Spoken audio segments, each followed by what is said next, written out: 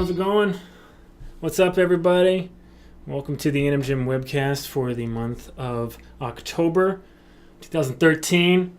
It was another awesome month. We got a lot of entries to get through. We should jump right in. But I first want to say congratulations to all of you who are participating in the AnimGym. You are actually taking the best step you can. The most important thing that you can do to make yourself a better animator is to practice, and you are doing it. So you just deserve some congratulations right off the bat.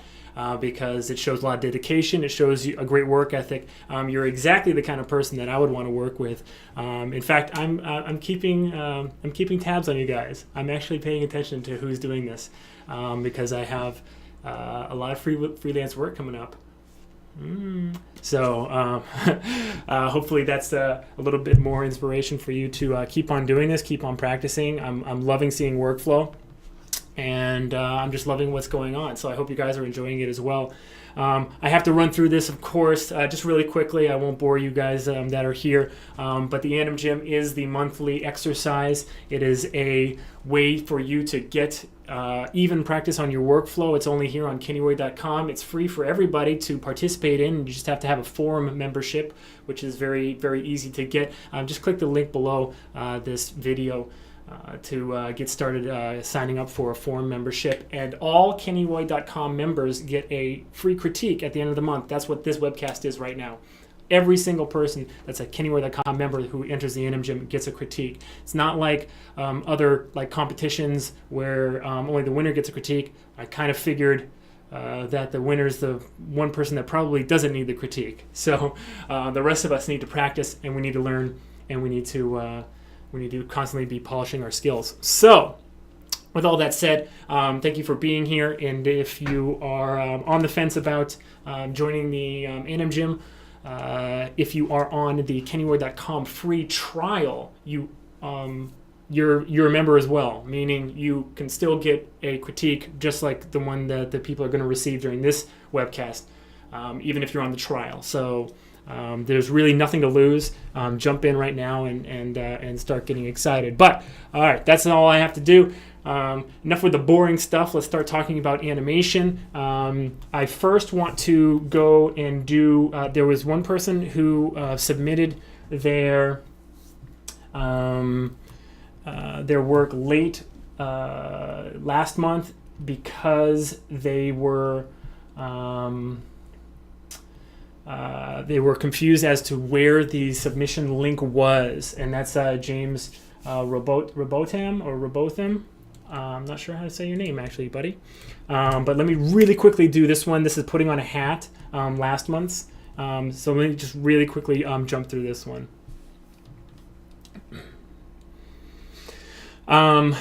Just in general, and this is kind of a note for everybody, how's my audio still? Actually, let me just really quickly ask you guys how my audio is. I have a brand new microphone. I have the Blue Yeti, which I'm hoping is coming through a lot clearer than the headset or the lapel that I was doing.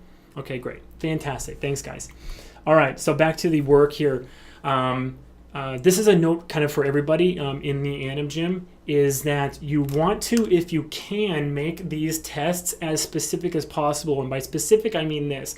Back in the days when there was just pencil and paper, you would have, if you did a test and you wanted to hold on to it, you would actually have to hold on to that pencil and paper or that drawn animation. What does that mean? That means that you'd have a bookcase or a filing cabinet filled with has the audio stopped? Anyone else getting the audio stopped? Harry? Oh, okay, great. So you'd have a briefcase, a bookcase, or a filing cabinet filled with manila folders and just 20, 25 drawings of something that you tested. And if you were a junior animator, you could go in and you could say to somebody who'd been there for a really long time, hey man, I'm doing a kid skipping rope. Do you have anything like that? They'd be like, yeah, I have something like that. And they would show you, right? And that would be kind of your AnimGym. It would be kind of, those little tests that you did and those things that you're holding on to.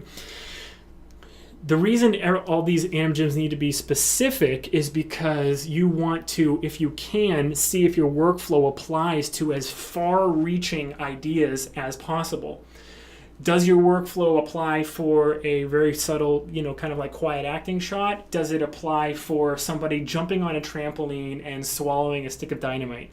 Do you see what I'm talking about? Those kinds of extremes. And the reason I'm bringing that up right now is because, James, when I look at this animation, I really kind of see... Play again. There we go. What I'm really actually kind of seeing is a person doing sort of like a weight shift in a step. All right? And there's sort of like an arm randomly sort of coming up in between all of this happening, not as opposed to what I'm pitching right now, which is a very specific test, which is getting all of the subtle weight shifts that are involved in getting that arm up and onto the top of the head, and how much you want when the arm comes down and kind of like tilts the head a little bit, the shock of that to go through the neck, shoulders, and chest, how much you're really feeling throughout the entire spine. Is there any kind of like overshoot or feeling of that transfer of energy all the way down to the hips? Do we feel like the feet are planted on the floor when that happens? So everything that I'm talking about, why am I wearing these? I don't need to wear these. I don't need to listen to anything. Everything that I'm talking about, this comes down to how specific you're being about the action that you're doing, okay? So this is sort of what I'm looking at right now is kind of a halfway done test for a weight shift and turn and exit, and halfway placing a hat on the head. Okay, so really, really, really commit 100% to making making it very specific and kind of animating only the test that you're doing. Okay, that would be my advice for you, James, and for everybody. Overall, I think it's just a little bit. It's lacking beats. It's lacking really kind of like a beginning, middle, and end. And like I was kind of indicating before, the arm is kind of like just like smoothly coming up out of nowhere. It goes perfectly onto the head. There's no like moment where it's really like finding its aim, finding like where it's going to land. In the test that I tried to show you guys my workflow for the lecture in September, there was really kind of a moment where like it actually had to kind of overshoot and really kind of like it slapped onto the head, and I did that because we don't want anything to be perfect. So this is a note for everybody as well, to add a little bit of imperfection to your work also. So James, I hope you just take those notes with you, and we'll look at what you did. I think you turned in one for this month as well. So we have 3, 6, 9, 11 to get through. So I'm going to try to keep it to about 5 minutes each. So let's start first with Bruce Spike. Bruce, are you here?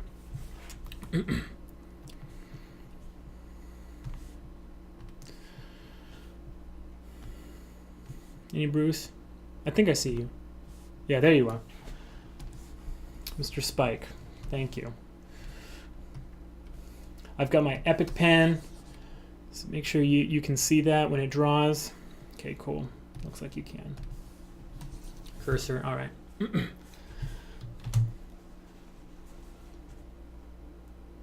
Okay, not bad. So this is the first time that I'm seeing these. I definitely want to continue to do that, to make it so that I'm always reacting right off the bat. You can see my honest reaction right up front. Okay. In general, what I would say is that I'm really excited to see that you centered the action in the hips, that it really looks like you were taking your time to make this really a sort of like a weight shift action, and that's fantastic. I would not say that it's a good idea to ever kind of like max out everything. So at her extreme pose, it kind of feels like everything is so maxed out that there's nowhere else to go. And that's not really what our weight does it? When you're standing on the ground and you move up, if you're going to overshoot, or sorry, if you're going to hit that maximum, normally it's because if your knees max out, it's because you overshoot a little bit more, and that means that like your feet are involved, they come off the ground. It's sort of like a bigger motion than I'm seeing right here. She kind of feels almost like she slows in to this maximum, because if you look at mostly the arc on her root right here, you'll see that the spacing of it is, it's kind of a slow in to this the apex here, and I think you'll agree if you watch it with me. See how she kind of like, she bends down, and you would expect more acceleration and to kind of overshoot that point, whereas yours, she kind of just like slows into it, and then that's compounding the weird visual that we're getting with her legs that are maxed out, right? Like I was explaining before, if your legs are going to max out, normally that means a lot more momentum and going far above the max out pose. Does that make sense? Everyone try to do this. If you can, stand up and like stand up really, really quickly, and you'll notice that if indeed you do stand up quickly enough to max your knees out, you're not going to stop there. You're going to go above that, and then you're going to bounce back down.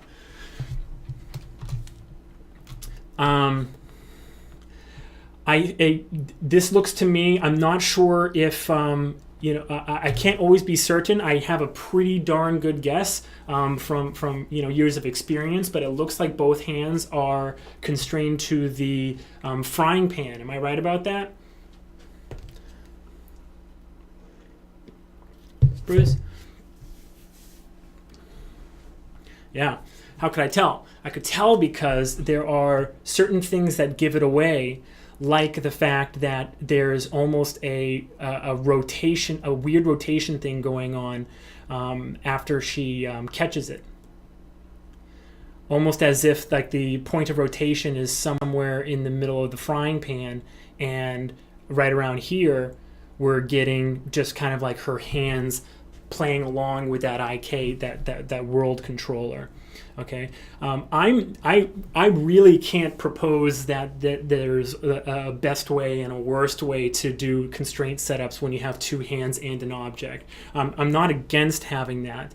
What I would say though is to just make sure that you're very, very, very, maybe you can add this to your workflow, is just one pass to make sure that the rotations that are happening, because that's where you get screwed up. It's the rotations of that IK world mover that kind of like make your hands kind of feel like, oh, now they're playing along with something else, okay? I really like the really quick acting beat that you have with that exhale. That's very nice. And then follow through more with that pan. Like really, like I say that every shot is kind of like put on earth to teach you something. I think this one could have been a little bit more of a intense exercise on the arc of the prop. And so pay attention to that a little bit closer in the next one. And the last thing I would say is the arms are kind of overposed. The shoulders are a little overposed. It's a little crunched up in here. And also, she's kind of totally symmetrical. And if we were watching her from the direct front, this would be a very boring composition. You put her 3/4, but that only goes so far in order to make this an interesting staging of the action. So maybe not so totally symmetrical on each side. Overall, very good though, and again, you deserve a round of applause for just participating in the AnimGym, because you're doing yourself a huge favor. So good job, Bruce. Let's give Bruce a round of applause here. Okay, next up, I think it is Rabanaya.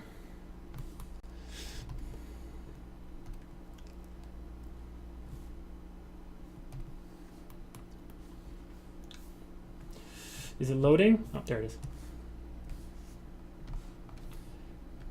How's the frame rate? Are you guys getting a decent frame rate on the QuickTime when I'm playing them? I mean, is it decent?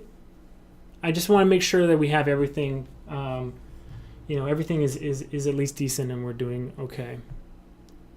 Okay, good. I might up the frame rate and the data rate on the stream, depending on if people are feeling that it's too slow and too choppy. Okay, here we go. Wow, good. I think you tried just one too many ideas. I love the everything doesn't have to be an acting moment. It doesn't have to be a sort of like an emotional arc with everything. It's nice to squeeze them in where and when you can. But I think that just like the look at the end, there's not enough time for that. We're missing your moment here when you try to kind of squeeze that in. So I would have taken that out. Animation looks good. Right off the bat, it kind of does look like there's a little bit of a locking of this front foot. It doesn't really feel as much as though he's taking a step back on a really nice balanced route, as much as the leg is kind of straightening and then growing, and that like this growing leg like a beanstalk is like lifting him through the air, and he's falling back on that back foot. Okay, with that description of what's happening, watch it again, and I think you'll agree with what I mean here. Do you see that? It's as if that knee decides to straighten right here, and now, look, it's almost as if it's like stretching and growing and kind of like pushing him over onto that back foot. Does that make sense? It's a very delicate weight situation that I'm talking about, and the difference between what you have and what I think would look good is only like a few frames and just a tiny little adjustment in the controllers as well. You also max it out. You want to be very, very careful when you're ranging that front leg. If you go back and forth between a max leg and a knee, those knee pops can be very visually distracting. So work the range a little bit more. Maybe you want to add to your workflow a pass where you just work that range just a little bit more. It's a part of my workflow to do a little bit of ranging. A little bit of ranging on everything that I know is going to need ranging. So like very physical shots, especially in physical shots, I would say, where there's any walk cycle or run cycle. I always do one pass where I look, am I really controlling that range? And if there is just even like the slightest little elbow pop, sometimes what I'll do is I'll cheat it. I'll just use a little bit of stretch on there, just to kind of keep that elbow exactly in screen space where it is. And the audience doesn't notice that.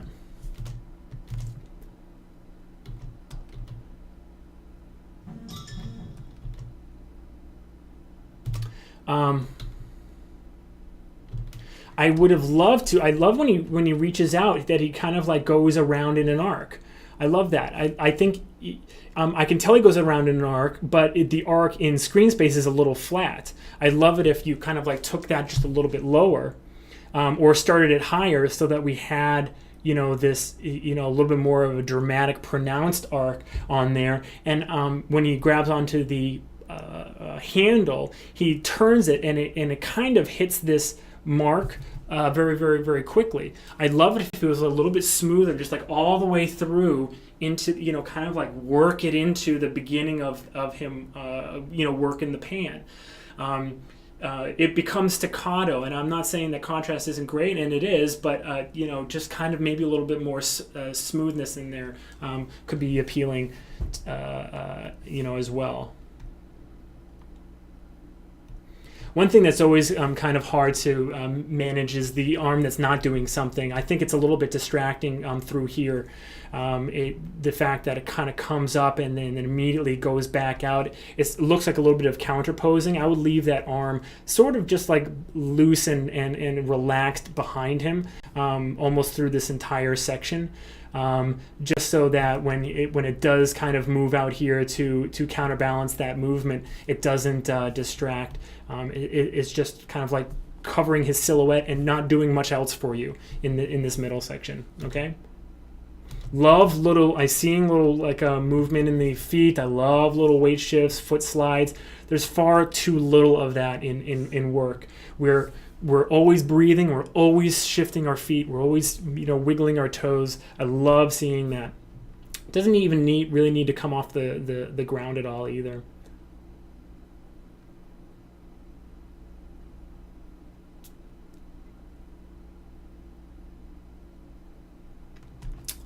And then the last thing I'll say is this, is that if you did really want this to be the gag that he does everything perfectly and doesn't get the egg out of the pan, then it would have to be a lot more. Hold on one second. I apologize. Hey.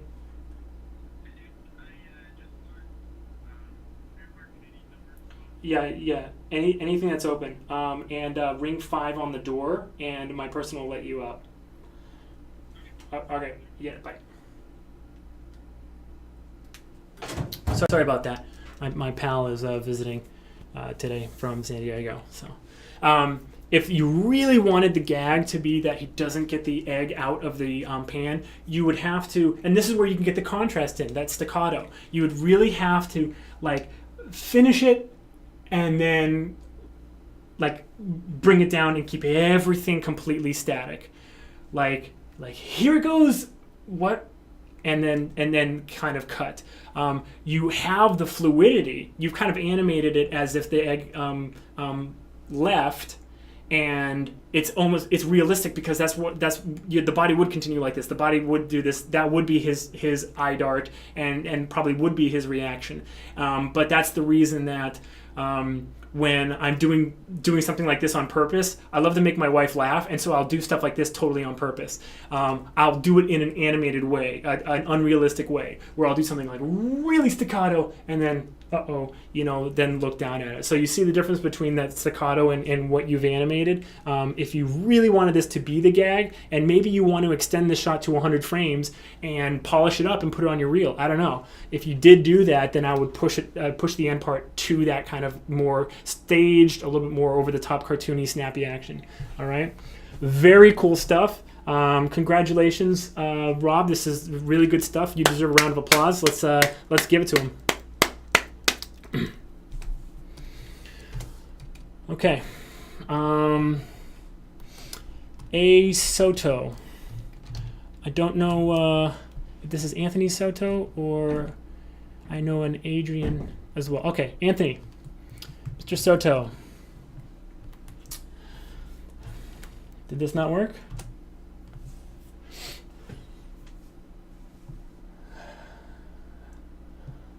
Kibby here. I've known this guy since I was 9 years old. Is he here? I think I just heard him got let in. Very excited about today. Oh, and by the way, thank you, Thomas, for the Islands gift card. Really appreciate it. This is really fantastic. We're gonna head to Islands for my birthday lunch. You're the best, dude. Okay, here we go. Uh-oh. Sometimes you have to reload QuickTime.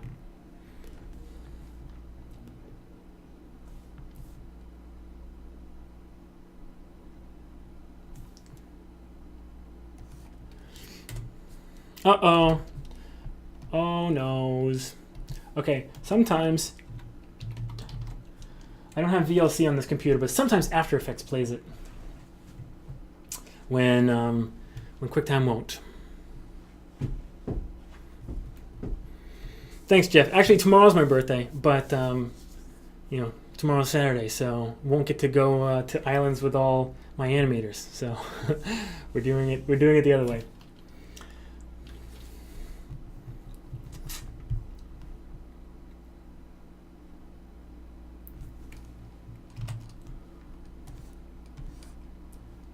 Oops.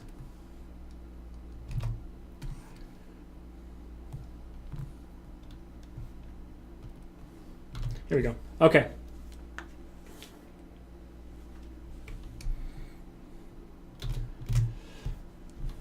Wasn't that RAM previewing? RAM preview.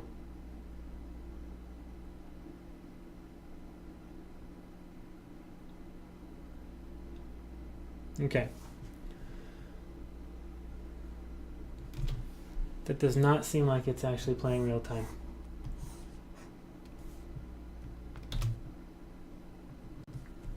Okay. Anthony, right off the bat,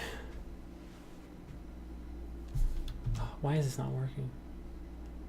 Oh, I didn't hit RAM preview. There we go.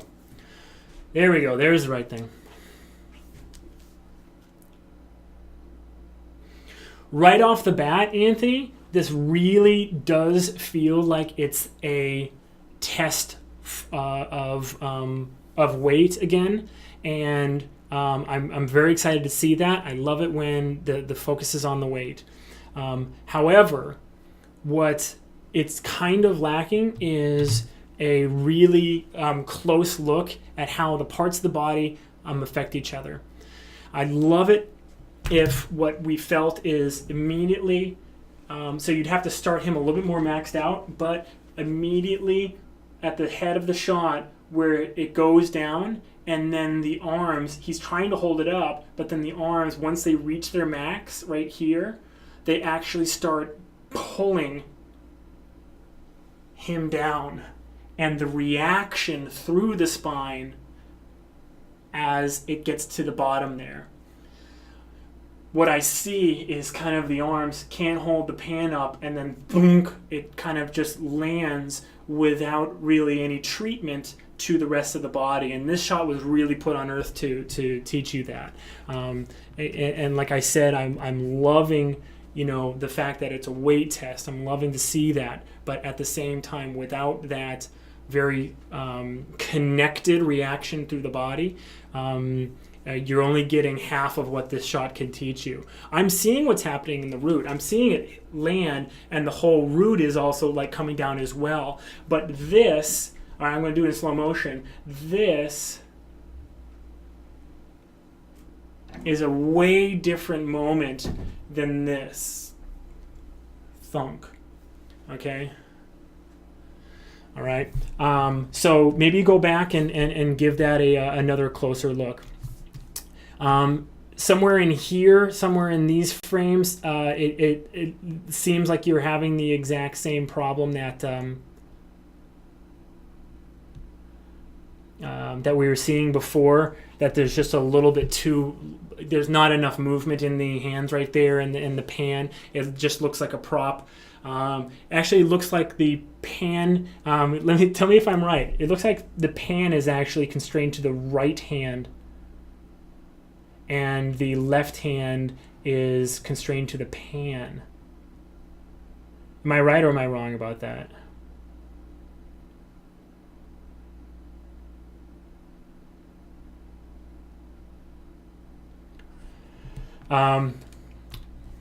Maybe you're not here. Anyway, whatever the setup is, you've fallen victim a little bit to the IK problem that I was pointing out before.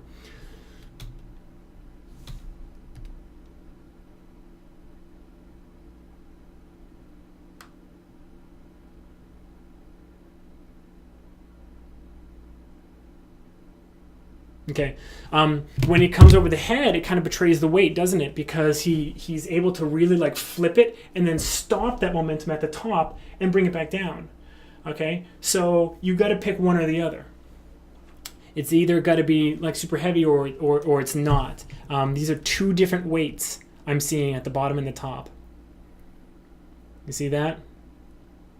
See how he's like, and then it just like comes right back down. He's able to stop all of that momentum up here and just bring it back down. So that's kind of a little bit of an issue.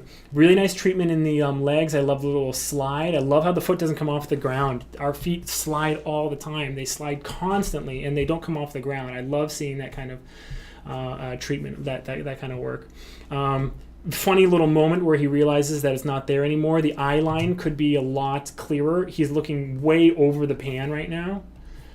His eye line is way over here, whereas you need to kind of like sink it a bit to make us believe that he's looking at that pan.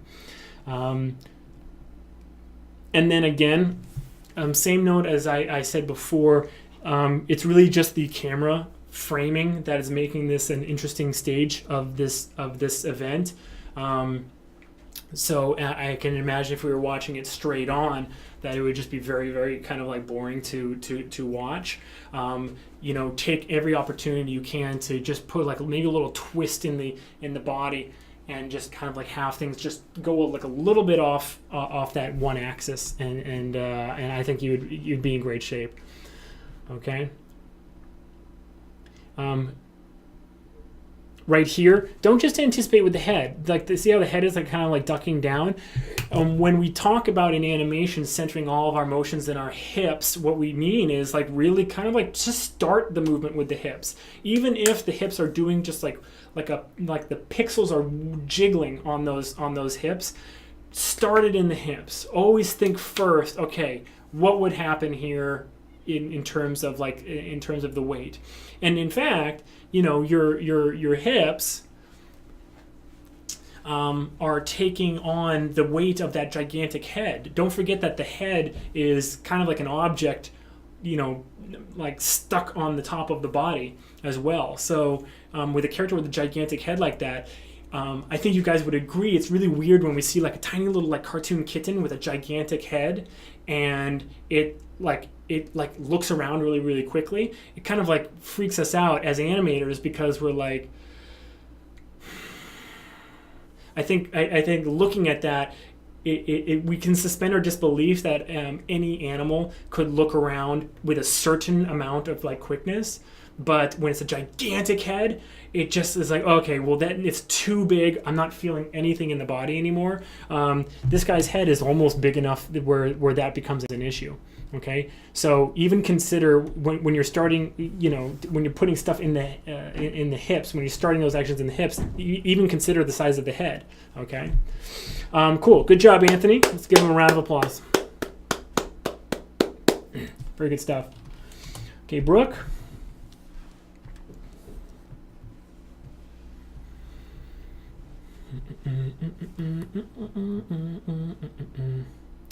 While this is loading, do you guys see my post on Facebook about an animation MOOC? Chapter 2 of the Future of Storytelling came out today, and I've only watched the first unit, but I'm so stoked.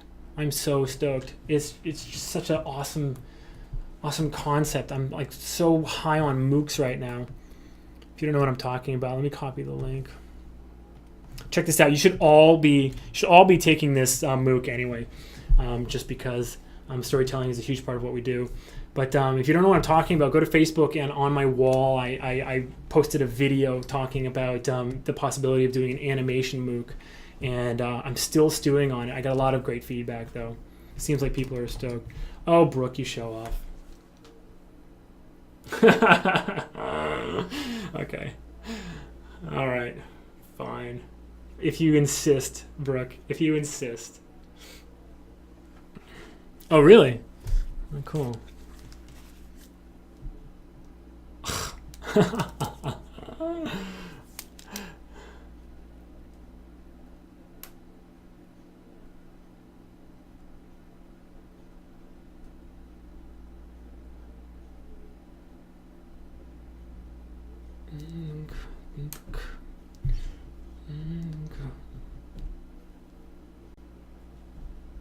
Okay. I don't have the audio looped through my computer anymore for this specific webcast. I'm using Wirecast, so you guys won't be able to hear it. I can redo it so that you can all listen to the music, but it's Beat It by Michael Jackson. It's pretty funny.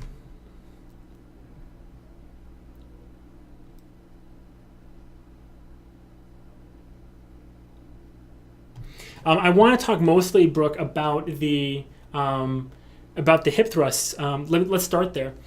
The best work that I'm seeing in this is how he's able to snap into pose, and it doesn't seem as if he's kind of losing the momentum. I think it's because you go right out of this twist into the anticipation, and he's able to snap into pose. You have a lot of nice counter posing as well, and the weight seems on balance.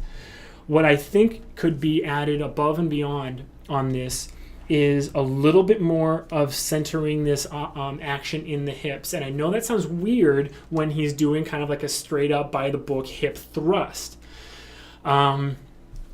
What I would say is I would reblock that, and the first thing I would do is I would do a very strong, probably over animated, like overdone, so it can be toned down later, right? Overdone Y arc on the hips, on the root, okay?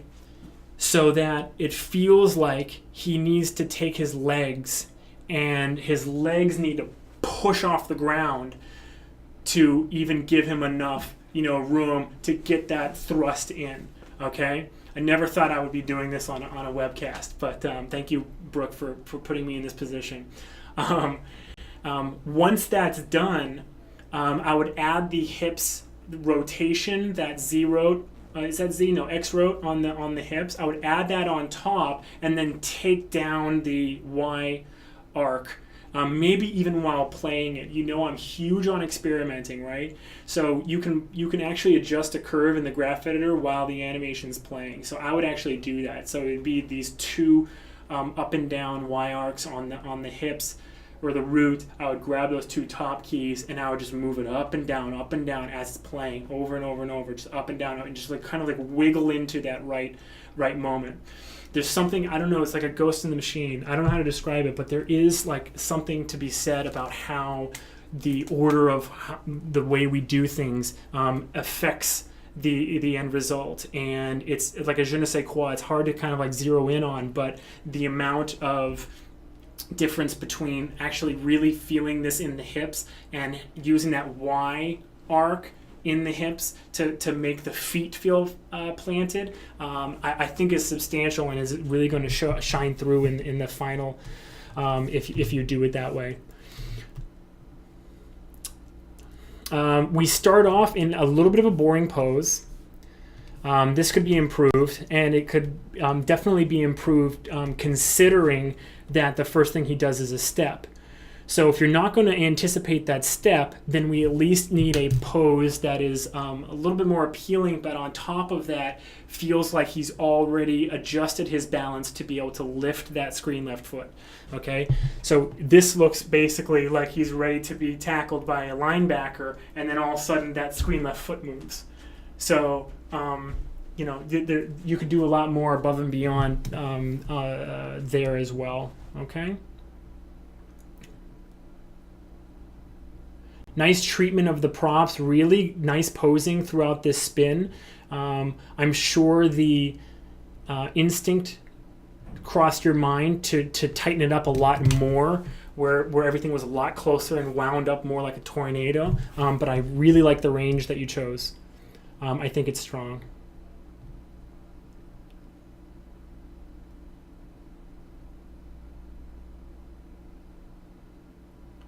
Also good work on that elbow. It really doesn't feel too badly like it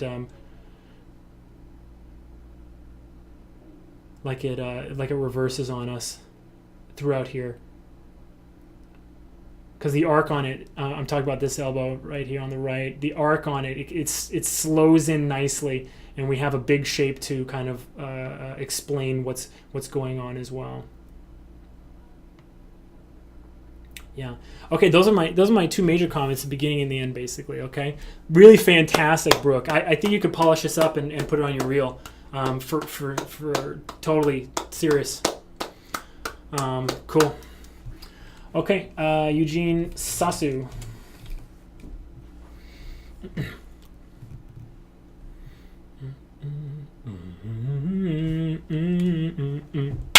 Dude, that's a song that you hear once and then you hum it, not for the rest of the day, but for the rest of the month. All right, let's check this out. Ooh, okay, yeah. Okay, yeah. All right, just right off the bat, very first impression is that you need to make sure that the audience has a second to realize what's going on. The egg is not in air long enough for us to realize that he's overshot, and to explain why he's moving the way he's moving to try to salvage the moment. So I would just have had the egg flip a little bit higher and sort of do an exaggerated slow in to the top of the arc to give us time to follow his head and to see that expression change, and then him try to back up to catch it and then fail. Okay, this moment, I guess what's happening is this moment right here where the egg is kind of like hitting him on the hand is your moment where you're explaining that it's gone wrong. I think you can, well, just think about this. Only in terms of silhouette alone, just thinking about silhouette, okay, with all these kind of like bunched up shapes, what would be clearer of a moment to choose to make it so that your audience is in on the problem of the egg overshooting? Would it be with when your silhouette looks something like that, or would it be when your character has flipped it, right, and is waiting with that pan, and the egg is up here and has slowed, like a really nice exaggerated slow in, but it's moved too much right here. So if we're talking about this like iconic silhouette, can't mistake this at all, and then this nice and featured in the air, it kind of hangs in the air for a second, and that gives us the time and the clarity of the silhouette we need to see, oh, it's going wrong, and then by that time it's already gone past his pan. So this moment is actually kind of betraying you a little bit, because we're meant to read way too much. Okay. Also, if you can imagine the egg up here, then we would follow it. Just watch the eye, the audience's eye. Be aware of the audience's eye. If you need to know it on every single frame where the audience is looking. So he flips the egg. Our eye would follow the egg out of the pan. It would start hanging, and then him looking up suddenly at it would pull our eye off of the egg onto his face. He would start freaking out, so we would watch that change, and then the egg, which we've forgotten about, would come by and almost scrape our eyes off of his head and then fall on the ground, and we could watch his reaction. So just think about that amazing amount of control you would have over the audience to see that kind of moment above and beyond what you have on screen already. This kind of confusion that you've created, just to be totally upfront with you, it's confusing. Okay.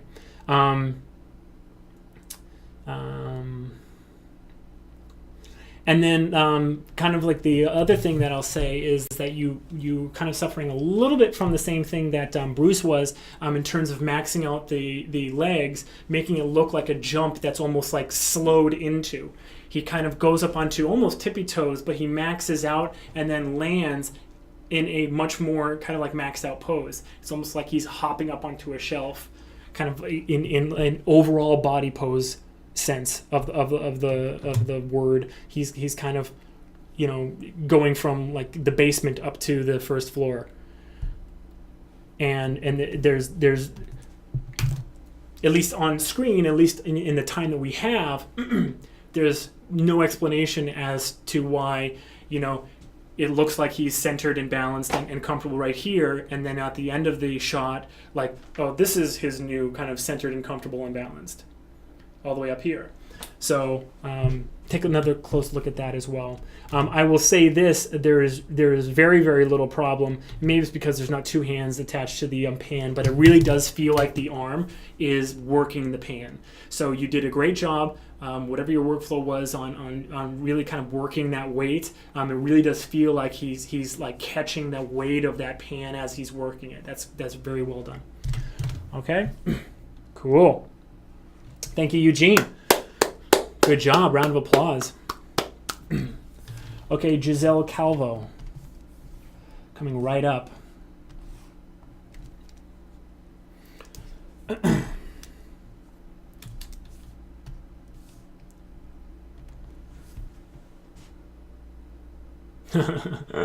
Okay.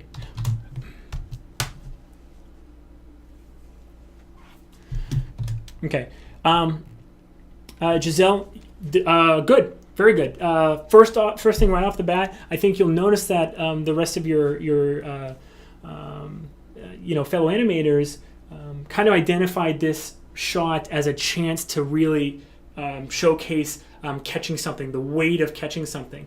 When you've chosen almost the limit, because it would hit the ground if it goes any lower, right? The limit of where this pan can go, then you haven't given yourself any room, really, to show what it's like to catch something and to feel the weight. First, the weight of the pan getting heavier and bending the wrist, and what that does to the elbow and the shoulder takes the torso here. What happens in the neck and head when the torso starts moving. Now it might be just, again, like 1 degree of rotation in all of that, right? Just a tiny, almost like a breath of movement in that. But that's a decision during a test like this that you're animating that you need to make. And as much practice as you can get making decisions like this over and over and over and over and over, the better you'll be, the quickest. Okay, so be very careful. Don't take a very long time thinking about what the shot can teach you and what's available in the shot to learn from. And I think you'll avoid things like this.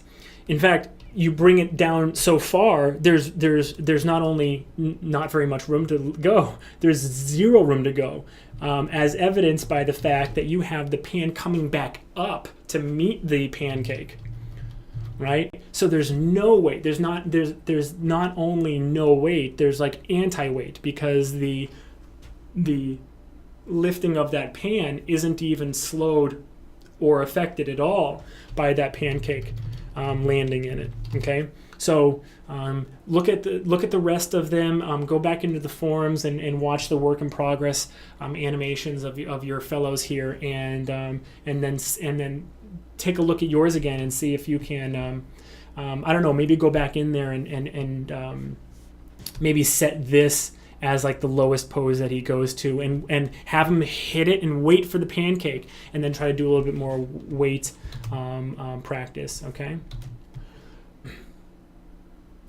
Right here, you're suffering a little bit from some IK movement. The hand looks like it's floating pretty badly right there. It's kind of like floating past his body. That's very, very floaty right there. Another thing is that, it's good to have the whole body moving, and I really love full body actions and whatever, but it kind of feels like the body is now twinned with the hand. It really feels like they're kind of like doing the same thing, like almost like he's using his knees, to flip it as much as he is his hand. As much as it's great to center all the actions in the root and the hips, if you go too far, what it ends up looking like is a person like does the entire action with their legs, and that's not right either, is it? Right? So an extreme example is if there's a light switch and someone wants to turn on this light switch, and they walk up to it, and then they put their hand out, and then they duck down, and then they stand up and they flip the switch. That's kind of the effect that you get when you go just a little too far, starting an action in the root. Okay, and it kind of looks like that when I watch this. Okay. Also be careful about rotations in the spine. Bishop especially has very, very, very finicky rotations in the spine. What you're suffering from is, I think, a little bit too much rotation in this middle joint right here. If I'm not mistaken, he has one down here, here, and then the chest. And it looks like 90% of the rotations that I'm seeing in the body are kind of coming from this middle spine rotation controller. Okay. Last thing I'll say is this background hand is a little bit distracting. It seems like you don't know quite what to do with it. Because it's basically in silhouette being covered by and confused by the foreground hand until it finally at the end comes to life to do that little celebration. I would say kind of like get rid of it. If you can, get a little bit of a read of that elbow back here. But if we read a little bit of the elbow behind the body, and maybe at some point just a little bit of the top of the wrist, that's all we need. Okay. And I understand. I have trouble too. I really do. I struggle with, what do I do with the hand that's not doing anything? It's a tough issue. But I certainly know from looking at this that the background hand is kind of hanging out a little bit too much in picture for what it's doing.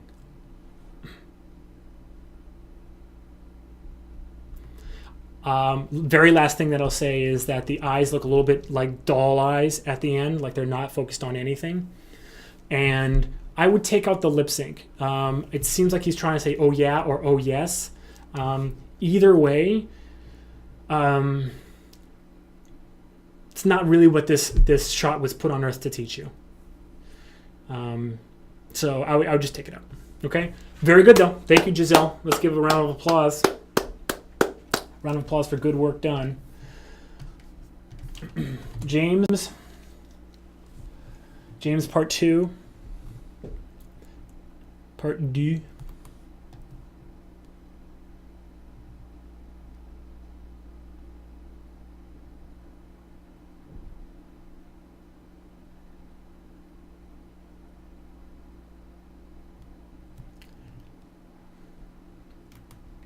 Okay.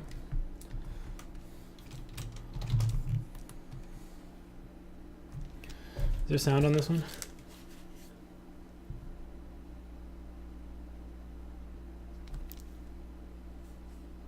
Cool.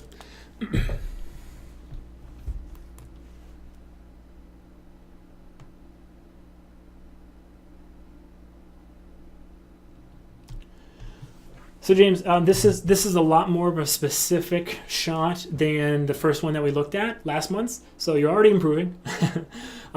It still could use a little bit more specificity.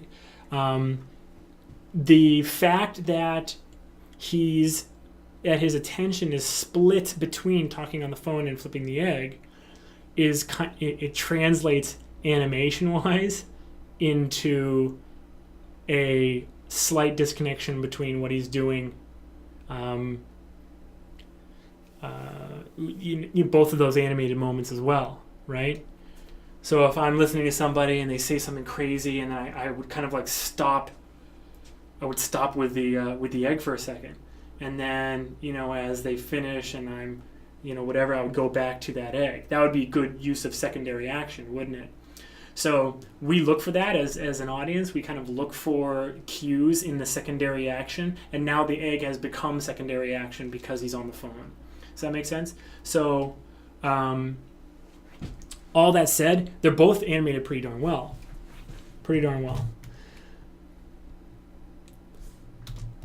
I like how the step back is timed to be so that he almost uses the momentum of the egg flip to get off of that back foot so you can lift it and then plant it further back. I would emphasize that. I would animate that 5 times larger than you have it right now, and then tone it down from there. I would cast my line super far and then reel it in on that idea. Okay, so really like flip it and like pop him up on the flip. Okay, and sort of different to what I was saying with Gizelle, where it was like kind of like the body doing the action like that. I would have it delayed a little bit, delayed 1 or 2 frames, so he flips it and then pops up, right? 1 or 2 frames, very, very close, but still delayed. And then again, like I said, do it like 5 times bigger than you have it, and then kind of reel it in from there on that action. That's a really cool weight dynamic to explore.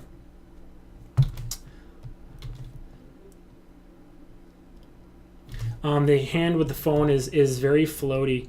It seems like you had to try to really work that range to keep it next to his head.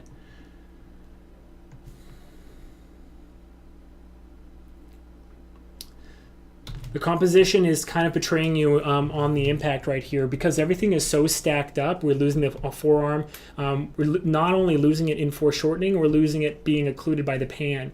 So you have two things working really hard against you to show us this awesome, weight that you're doing. Also, squint your eyes in this section. What does it look like? Looks like nothing is happening in the arm, right? Looks like the elbow is just like sliding up the arm. That's another thing you're losing with foreshortening. The way to do that is just to take that elbow, tuck it a little bit more into the body so that we can see the forearm kind of like take that weight of that egg, okay?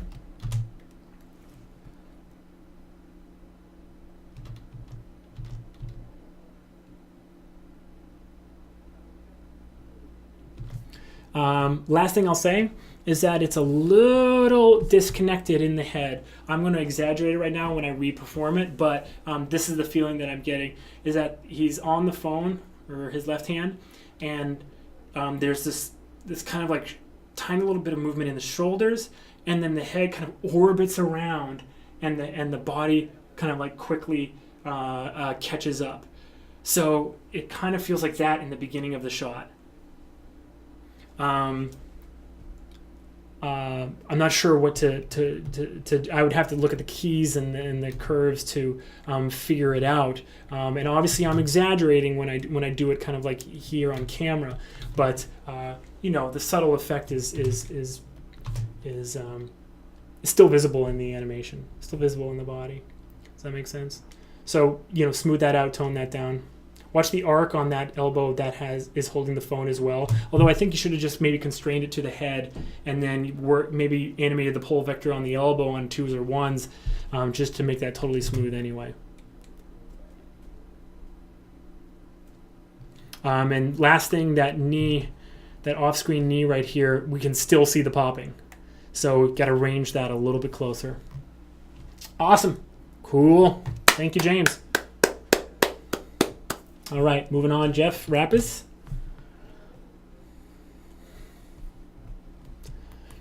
Round of applause for James. Don't leave anybody out. Everybody's a winner. Anybody's a winner when they're practicing, when they're in the AnimGym. You can be a winner too. You salty dog.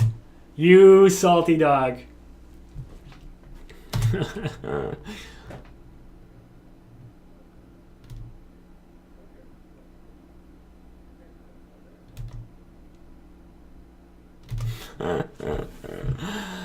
Yeah, funny stuff, dude. Okay, overall great, of course. Overall great. The first tip that I like to give anytime I see a seated character is that the movement is still in the hips. Always still start down there in that root. I'm seeing a lot of rotation in the chest. Okay, a huge amount of the movement that I'm seeing is coming from rotation. Really, you can get away with a lot of translation in the root, even when it's seated. Okay, and if any rotation, then again, start that in the hips as well. Okay. Nice instinct to have him flip it sideways instead of forward. Although the egg kind of rotates at an odd angle where we kind of lose the effect of that. It's a cool idea. I think just like the angle that the egg comes out doesn't feel like the exact same angle that his hand is moving. This is the long axis. We can only tell that it's flipping over its long axis if its long axis is facing us. So it's facing us right here. It's facing us when he... Actually, maybe not. I thought it was a little bit more face towards us, but I would make that change. Got to move this hand. You got to move that hand. I might not know at all times what to do with the hand that's not moving, but I know this time. Oh, you do a little bit of movement. I meant on the flip. The flip is a moment when the body is going to be the most tense, right? So it is going to either like push off just a little bit or slide or whatever. That thumb is a little broken too. I'm not sure I'm in love with the weighting on this wrist either, but that's not your fault. But that thumb looks a little broken. It looks a little spread out, almost like a monkey paw. The eye line could be improved. It looks like he's looking off screen at the head, and then he's coming back here. All of a sudden, the hand comes alive and is brought up into his eye line. So if what you're trying to do is make it so that he kind of like looks this way and then flips the egg almost in a like non-thinking manner like this, like whatever, and then catches it, fine. That's kind of how it's reading right now, not entirely. You got it. When a character doesn't have pupils, you have to be aware that their head darts are their eye darts, right? You've lost the ability to do your eye darts. The audience is looking for it entirely in the head. That said, your eye darts, as it were, are unclear. Okay. Nice little micro in the body in this moment right here. Really feels like a natural, nice moving hold, especially in the hand when he comes over right here. I love that little bit of sliding that's happening along the leg.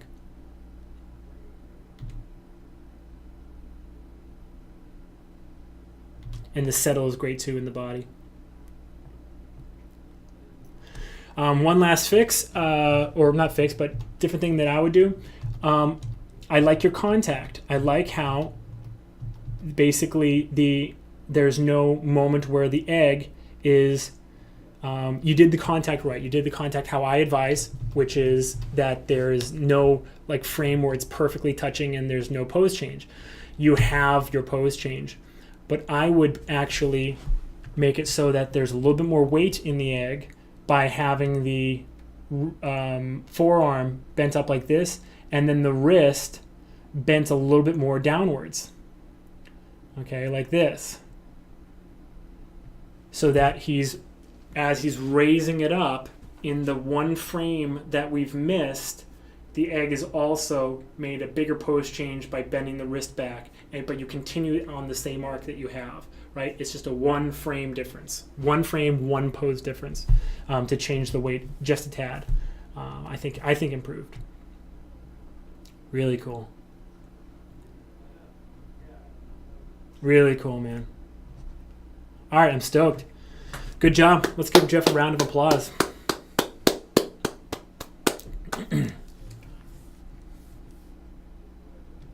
Okay, Monica Gelbman. Who's having fun? By a show of hands, who's having fun? If you want to put your hand up, do a lowercase o and then /.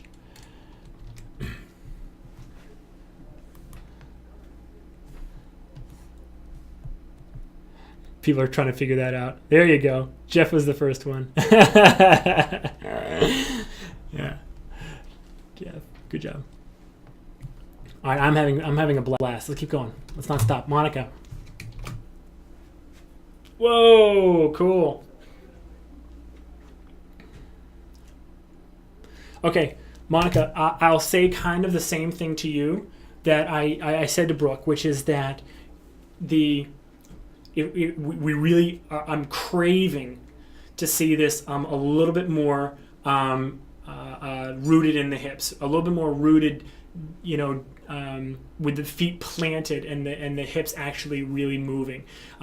So what it feels like is a little bit too much like translation, just kind of like matched with rotation, and not really kind of like hitting that pose with the hips like left and right, like and now I'm doing it right. You see how you could have started that action with actually just that root up and down, those hips up and down, And then if you added the translation left and right, and then added the rotation of the hips, then you would get a lot more. I feel like that order of operations produces a lot more realistic, but also grounded with feet planted. Maybe reblock that and see if you're getting a little bit better of a result. But right now it's a little bit kind of, the hips are a little bit mind of their own. Like they're able to just move where they want, and the knees are only bending because the knees are attached to the hips and the feet, instead of really like we have planted feet and strong legs like doing this action. Okay.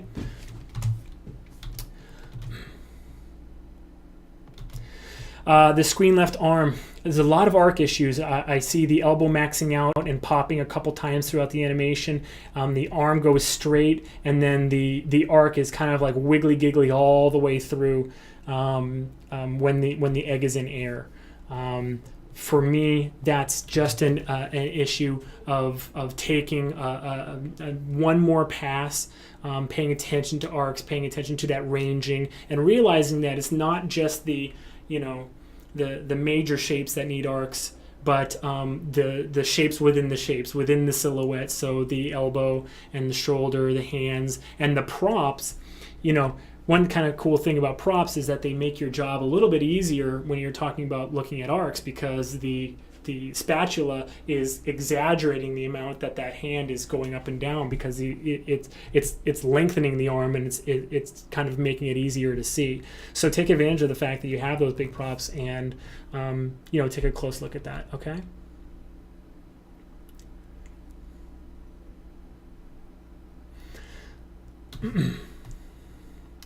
In terms of the spacing on the frying pan, I'd like to see it kind of be spaced a little bit wider right here, and kind of snap into that upward pose, and then have like a little bit more of a moving hold at the top before it goes into the rest of that arc. For me right now, it's a little bit even throughout this whole action. So I'm looking for a little bit more snap.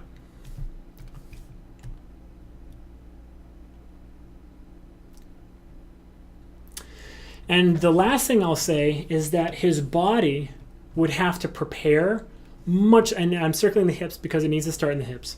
It would have to prepare far earlier than you have it right now to get that pan between the legs. It really feels like the pan's going between, and then the body just starts to slide into a pose that's more on balance. Whereas after he flips it up, he might come down just a little bit to get that weight over that screen right foot, and then be able to put that pan between the legs. The simple way to kind of voice my note is that the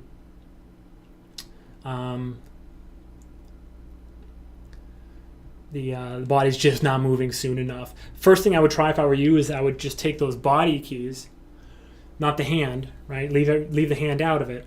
I would take all the body keys and the foot and slide them 8 frames earlier. Now that's too far, okay? But what do we do in animation? We always go too far and then we reel it back in. So experiment within there. Once you find the correct range, it might be, for me, it's probably between 4 and 6 frames, probably 6 frames. But start with 8. Promise me you will, and then wiggle into it. And once you make that change, it makes it a lot more correct, like probably 6 frames. Then you can do some more polish, some more like up close weight work, where you're anticipating that movement a lot more as well, because it kind of just comes to life. Again, you've got to anticipate it as well. So overall, very, very cool. Really neat idea. And obviously unique. We haven't seen anything like this in the AnimGym so far. This is probably the most physical we've seen an AnimGym entry. But yeah, pretty darn cool. And last thing is the end pose might not be as on balance as I thought it was. It all it depends on how heavy that frying pan really is.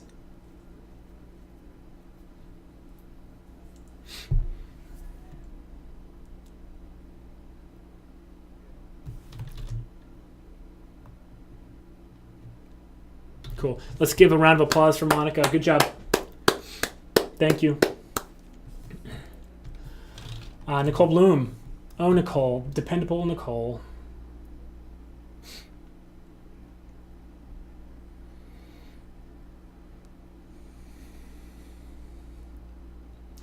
Please remind me, guys, next month to go in reverse alphabetical order. I think I did it in alphabetical order twice already. That's not fair, is it? You have to wait till the end of the show here to get your crit.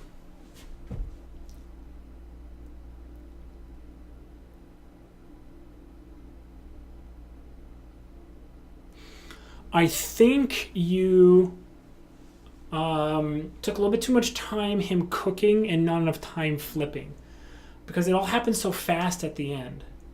He doesn't really flip it until frame like 58.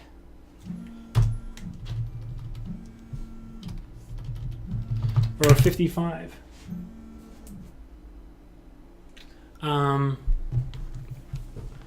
So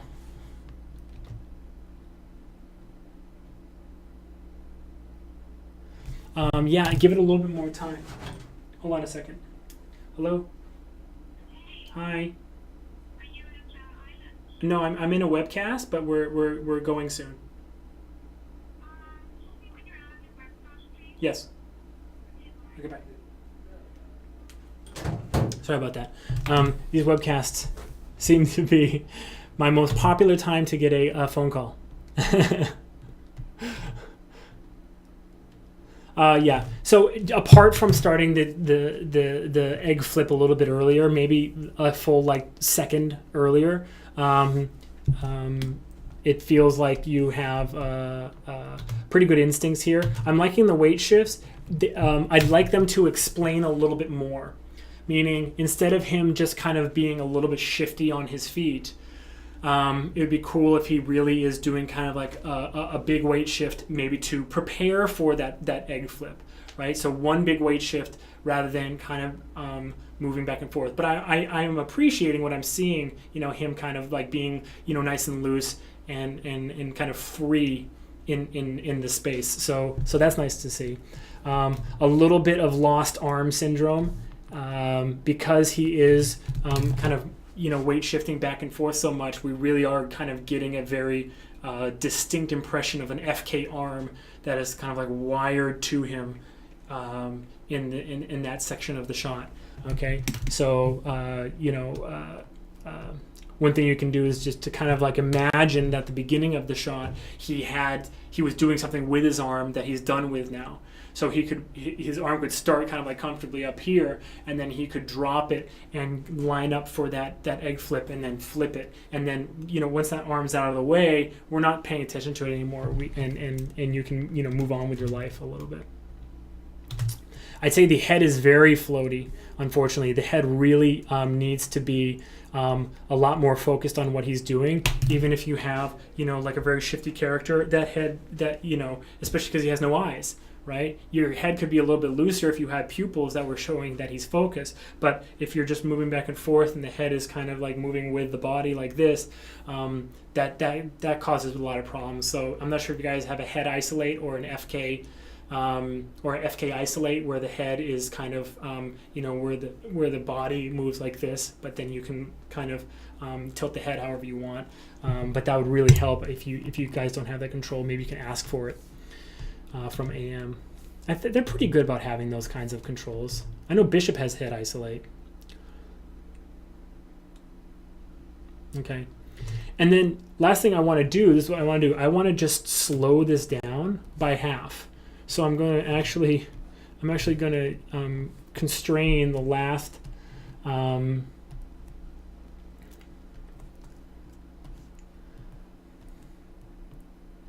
bit of this. And how do I do this again? Someone showed me this. Oh wait, no, it's not that. It's player controls, AV controls, playback speed, 1/2.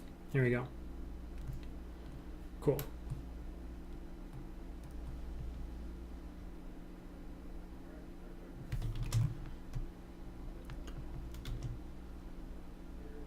Okay, you guys aren't getting the same frame rate that I am. I'm not sure why it's skipping for you now, but this is really strong. Look, guys, look how strong this is once we get it to, you know, have enough breathing room. And this is half, right? So you took about the last second of the 72 frames to do it. You should have taken 48 frames to do this. This is very strong. Feels very good. I'm not sure if you guys are getting the same frame rate that I am, because on my Wirecast preview, it's very choppy for you. But here I'm getting very good impression of the right speed that this should have been. So Nicole, yeah, your fix is pretty darn easy. Just slow that down by half, and then clean it up, polish, work those head darts and the weight. Okay, good job, very, very good job. Round of applause. Okay, last is Pete Lake. Pete Lake. Looks like we got this alien character. It almost looks like Bishop with a hangover. I can't tell. I can't tell.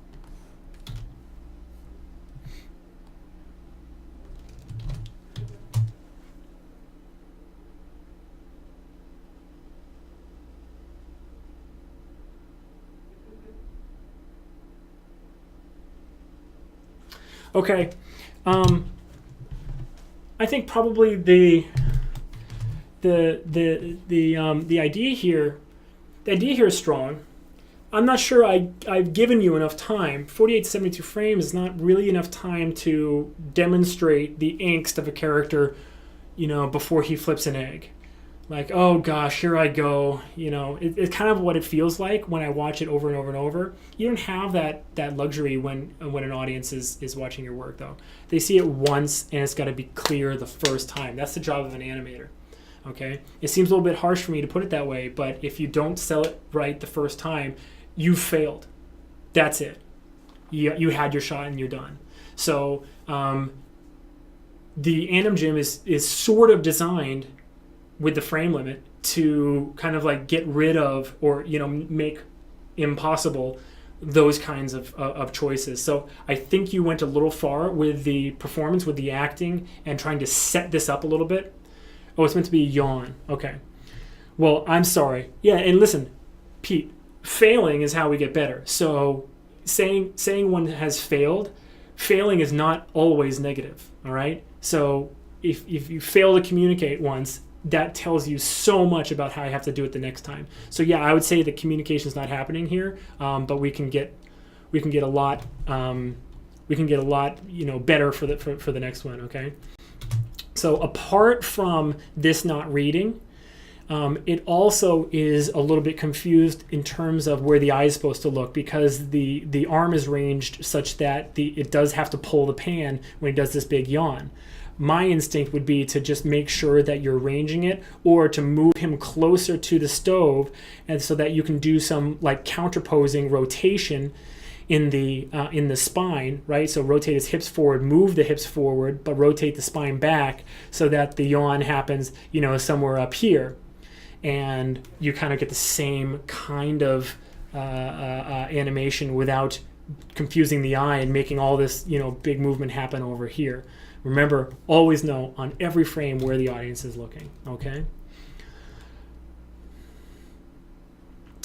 The flip is happening much too fast. When I'm done with you, I'm going to slow this down by half. The same thing I did with Nicole. Oh, and you said you feel like you're going to say that about mine. Yeah, well, probably. One note about hand poses, and this goes kind of for everybody. I feel like people started their work by maybe putting the hand on the pan instead of posing the body comfortably and then moving the hand up to the pan and kind of really feeling like how would it grab it, because this kind of motorcycle grip that you have on there is completely broken in the wrist. Just try to do that. just try to do this pose, everybody. Like, point a finger at yourself and then try to, your wrist doesn't do it, especially past 90 degrees. There's no way to get your wrist onto it. It actually hurts, okay? So this feels like maybe a bad order of operations in terms of your workflow. Everybody should think about it this way. Your body is going to take a pose, and then when you grab something, your hand is going to accommodate how you're standing, right? You're not going to, make a hand pose and then move it up to and grab something, right?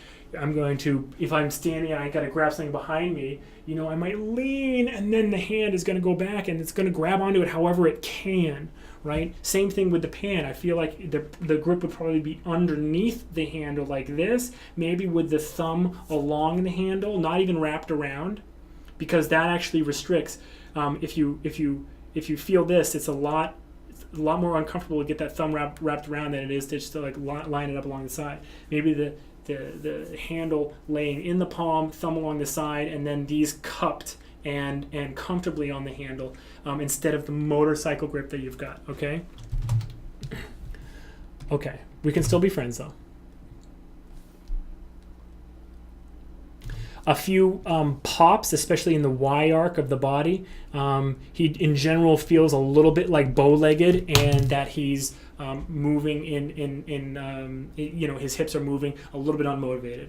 Okay, center all your actions in the hips, but make sure that the hips are actually motivating actions as well. Now let's trim this and see if it's actually twice as fast as it's supposed to be. I bet you it is.